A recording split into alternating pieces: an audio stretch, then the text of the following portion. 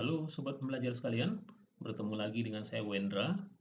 Pada kesempatan kali ini kita akan mempelajari tentang 7 jenis senjang penelitian atau istilah lain yang mungkin lebih familiar bagi Anda adalah ResearchGate. Jadi kita akan bicara tentang 7 jenis ResearchGate pada sebuah naskah penelitian. Nah, sebagai seorang peneliti ataupun mahasiswa S3, tentu saja Anda berkeinginan agar naskah hasil penelitian yang Anda buat bisa dipublikasikan ke jurnal tertentu yang Anda targetkan. Oleh karena itu, sebagai peneliti, Anda harus mampu meyakinkan editor ataupun reviewer bahwa naskah hasil penelitian Anda tersebut bisa memberikan kontribusi ke literatur. Karena kontribusi ke dalam literatur merupakan salah satu poin yang biasanya dijadikan rujukan oleh editor dan reviewer ketika mereka menilai kelayakan sebuah naskah hasil penelitian untuk dipublikasikan ke jurnal mereka. Peneliti yang mampu membuat argumen yang meyakinkan cenderung hasil penelitiannya akan dipublikasikan. Saya menggunakan istilah cenderung karena memang tidak ada jaminan juga bahwasanya semua artikel atau naskah hasil penelitian tersebut akan bisa dipublikasikan di jurnal tertentu karena banyak variabel mempengaruhinya.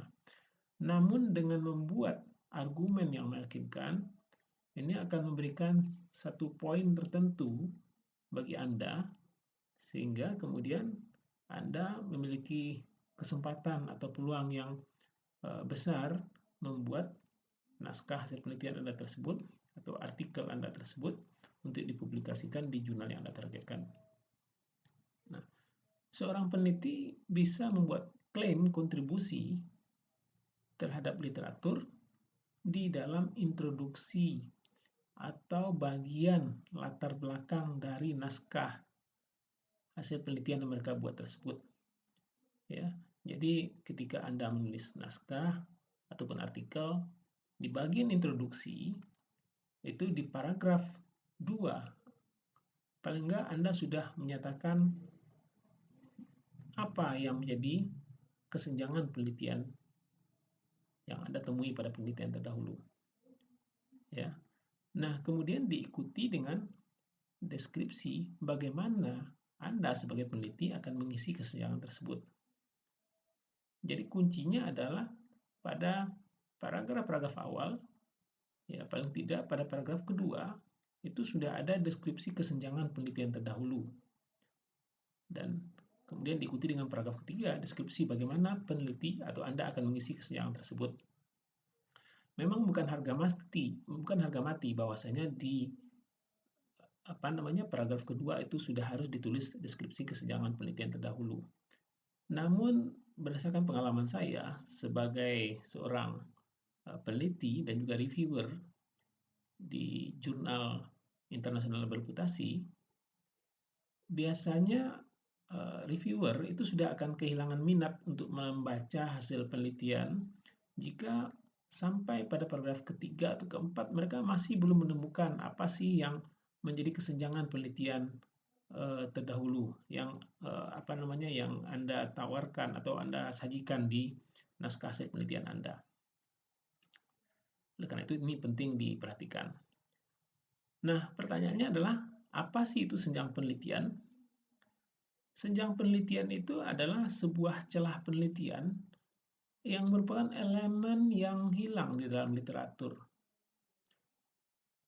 ataupun sesuatu yang tidak konsisten yang kita temukan pada literatur terdahulu, sesuatu yang berkonflik ya pada penelitian terdahulu, sehingga dengan adanya celah penelitian tersebut ini membuat Anda sebagai seorang peneliti ingin mengisi celah tersebut di dalam penelitian Anda. Dengan mengisi celah penelitian tersebut, maka hal ini akan membuat tulisan Anda layak untuk dipublikasikan.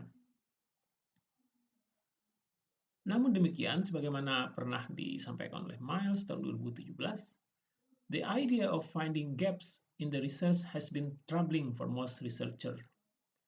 Jadi banyak researcher atau peneliti atau mahasiswa S3 mengalami kesulitan untuk menemukan atau mengidentifikasi gaps di dalam literatur terdahulu. Nah, untuk menjembatani hal tersebut, maka pada kesempatan kali ini saya akan menyampaikan 7 jenis senjang penelitian yang ada pada literatur terdahulu. Ya, berdasarkan 7 jenis senjang penelitian tersebut, maka Anda bisa membangun atau menawarkan kontribusi atau isi yang Anda tawarkan untuk mengisi celah senjang penelitian itu. Nah, kita mulai saja. Senjang penelitian yang pertama disebut dengan istilah evidence gap, atau istilah lainnya adalah contradictory evidence gap. Senjang penelitian ini adalah senjang penelitian yang terjadi jika temuan pada penelitian yang terbaru ternyata bertentangan dengan kesimpulan umum yang sudah ada. Dengan kata lain, terdapat kontradiksi atau terdapat konflik antar temuan penelitian. Kalau kita lihat, masing-masing temuan penelitian tersebut adalah benar adanya. Namun terdapat kontradiksi jika dilihat dari sudut pandang yang lebih abstrak. Jadi kalau kita mundur selangkah, dua langkah, kita lihat semuanya kok berkonflik. Walaupun kalau kita cek satu persatu itu, ya ini benar, ya penelitiannya benar. Itu yang disebut dengan evidence gap. Dan evidence gap inilah kemudian yang menjadi sesuatu. Ini adalah sebuah bekal bagi peneliti lanjutan atau mahasiswa S3 untuk menawarkan sesuatu untuk menjembatani gap-gap tersebut. Bagaimana mereka mengisinya? Bagaimana mereka menjelaskan apa penyebab gap itu terjadi? Dan pendekatan seperti apa harusnya yang dilakukan pada penelitian yang mereka lakukan saat ini. Ya. Yang kedua disebut dengan knowledge gap atau knowledge void gap. Senjang penelitian ini terjadi ketika hasil penelitian tidak sesuai dengan yang diharapkan. Katakanlah misalnya penelitian mengatakan, ada penelitian ya, variabelnya begini, bahwasanya intellectual capital berpengaruh terhadap innovation performance dari sebuah perusahaan. Namun, sesudah dilakukan hasil uji statistik, ternyata intellectual capital tidak berpengaruh terhadap innovation performance tersebut. Nah, dengan demikian, ya barangkali ada sesuatu yang terlewat oleh penelitian terdahulu tersebut. Mungkin ada sesuatu atau pengetahuan tertentu yang perlu ditambahkan pada model penelitian terdahulu tersebut. Misalnya katakanlah, intellectual capital itu tidak bisa secara langsung berpengaruh terhadap innovation performance, melainkan melalui variable intervening tertentu misalnya. Misalnya intervening variable-nya adalah innovation capability, ya misalnya. Ya. Namun penelitian yang terdahulu itu tidak memasukkan variabel itu sehingga kemudian kita menduga bahwasanya hal itulah yang menyebabkan tidak terbuktinya pengaruh intellectual capital terhadap innovation performance. Nah, ini adalah tipe knowledge gap ya yang ingin Anda tutupi. Yang ketiga adalah practical knowledge gap atau disebut dengan istilah lainnya adalah action knowledge conflict gap. Senjang penelitian ini merupakan senjang penelitian yang terjadi jika terdapat perbedaan antara perilaku aktual dari para profesional dibandingkan dengan perilaku yang seharusnya ditunjukkan. Dengan kata lain, perilaku profesional tidak ditampung pada penelitian terdahulu tersebut. Nah, berikutnya adalah methodological gap atau disebut juga dengan istilah method and research design gap. Senjang penelitian ini merupakan senjang penelitian yang berkaitan dengan konflik temuan karena penggunaan metodologi penelitian yang berbeda. Ya, jadi kita melihat beberapa literatur terdahulu dan kemudian kita lihat hasilnya itu berbeda dengan topik yang sama tapi hasil berbeda. Dan kita lihat ternyata penelitian-penelitian terdahulu tersebut menggunakan metodologi penelitian yang berbeda. Nah, gap ini menuntut agar peneliti menawarkan metode penelitian baru yang berbeda dengan penelitian terdahulu. Nah, sebagai informasi, terkadang peneliti perlu mengajukan metode baru, terutama jika metode penelitian yang lalu terlalu seragam dalam penggunaan metode. Artinya, kita bisa berkontribusi terhadap literatur dengan menawarkan metode baru di dalam penelitian kita. Topik boleh sama, permasalahan mungkin sama, tapi mungkin penelitian yang lalu terlalu seragam metodologinya. Atau metodologinya bermacam-macam dan hasilnya juga berbeda. Dan kemudian Anda menawarkan metodologi penelitian yang baru yang kira-kira bisa menutupi keberagaman hasil penelitian terdahulu tersebut. Berikutnya yang kelima adalah empirical gap atau evaluation void gap. Senjang penelitian ini terjadi karena tidak ada penelitian pada saat ini yang secara langsung sudah mencoba mengevaluasi sebuah subjek atau topik secara empiris. Ya. Jadi secara konseptual itu artikelnya sudah banyak diperbincangkan di literatur secara konseptual. Ya, frameworknya ada yang sudah jadi malah, tapi belum pernah dibuktikan secara empiris. Ya, oleh karena itu maka peneliti mungkin merasa bahwasanya preposisi yang disampaikan dalam literatur terdahulu dirasa perlu dievaluasi dan diuji secara empiris. Preposisinya mungkin udah oke nih, tapi belum ada buktinya secara empiris. Maka inilah yang disebut dengan empirical gap. Ya, masih adanya senjang empiris. Ya, bukti secara empirisnya belum ada.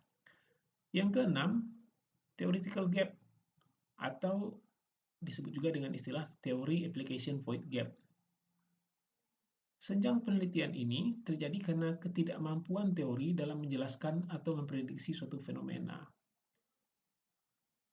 Jadi peneliti, misalkan kalau teori mengatakan, ya semakin tinggi return itu orang akan semakin mengejar untuk berinvestasi terhadap saham tertentu. Ya, katakanlah misalnya saham X semakin tinggi nilai return saham X, itu akan membuat orang semakin berbondong-bondong untuk berinvestasi di saham X. Ya, tapi nyatanya enggak.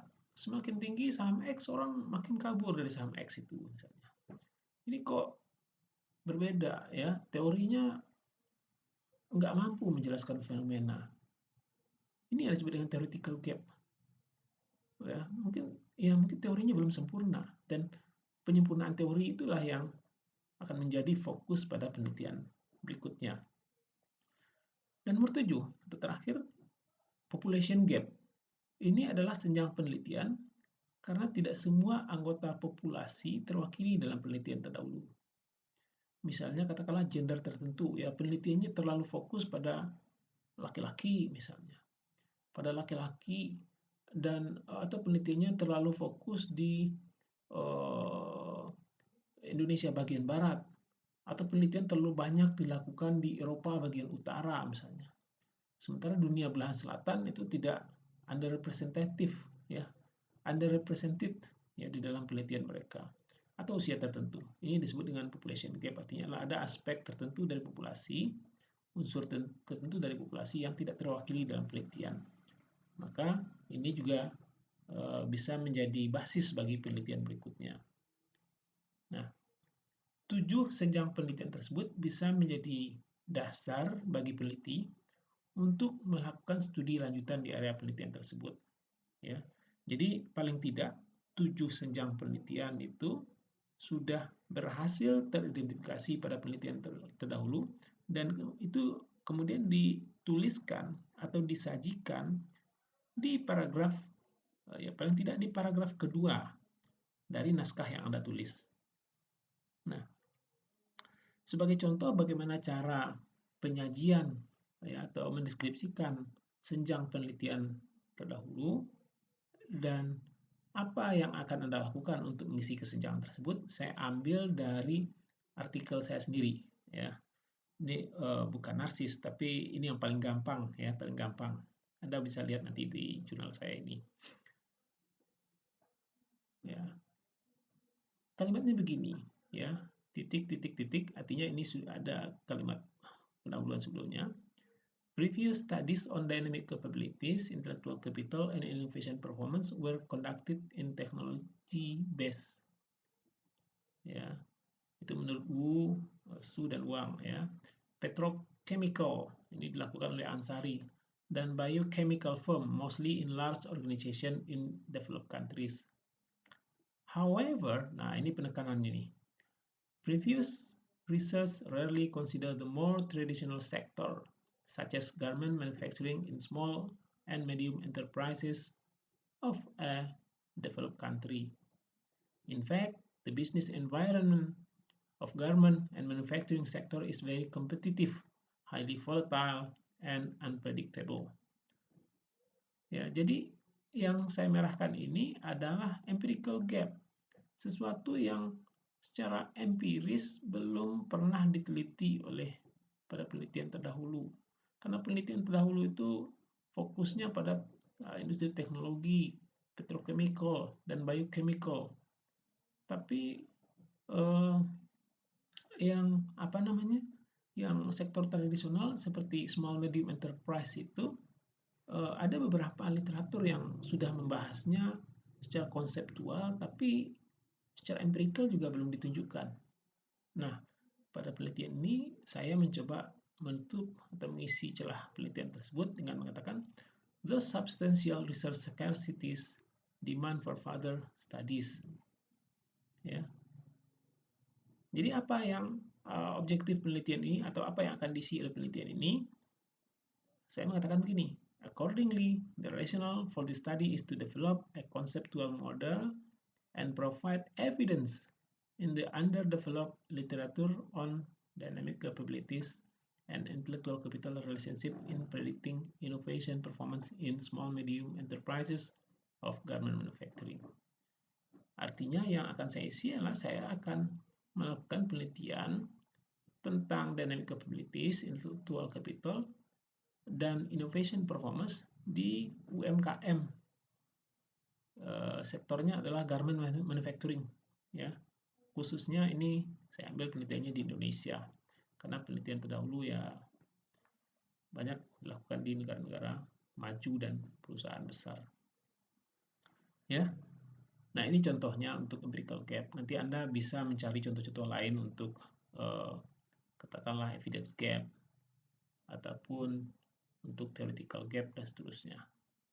Baik, semoga apa yang saya sampaikan pada kesempatan ini bisa membantu Anda untuk meneliti lebih lanjut dan membuat naskah hasil penelitian Anda bisa dipublikasikan di jurnal yang Anda targetkan. Oke, selamat menulis. Sampai berjumpa lagi di video berikutnya.